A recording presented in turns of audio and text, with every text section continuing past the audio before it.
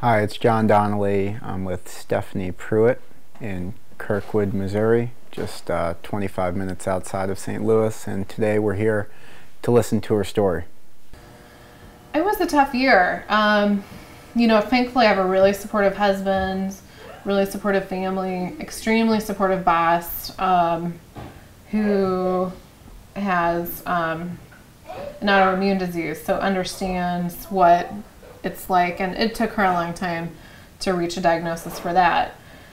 So I've been pretty lucky, on one hand, but also on the other, there's, at my company, FMLA, the policy is you can take 8 sick days in a year before it starts counting against FMLA. So when you're thinking about, you get to a certain age as a woman, and I'm 35, and really any doctor will tell you it's best to have all of your kids before you turn 35, and the older you get, the more, things increase, complications increase.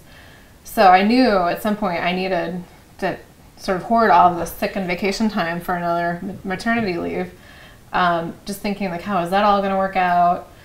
It was hard. It was very hard.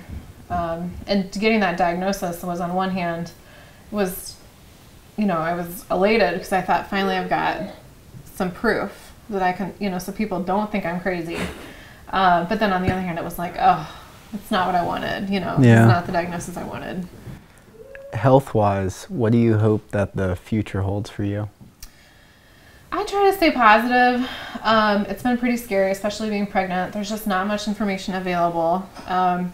And really, you have to decide who you want to talk to and who you want to be your resource for information. And for me, that's the doctor. And the doctor told me some good information, some good news. Out of the 60 people he's seen who've been pregnant, only one has come back to have a child or a baby treated. So I'm just hanging on to that, and I'm hopeful because I caught it early enough that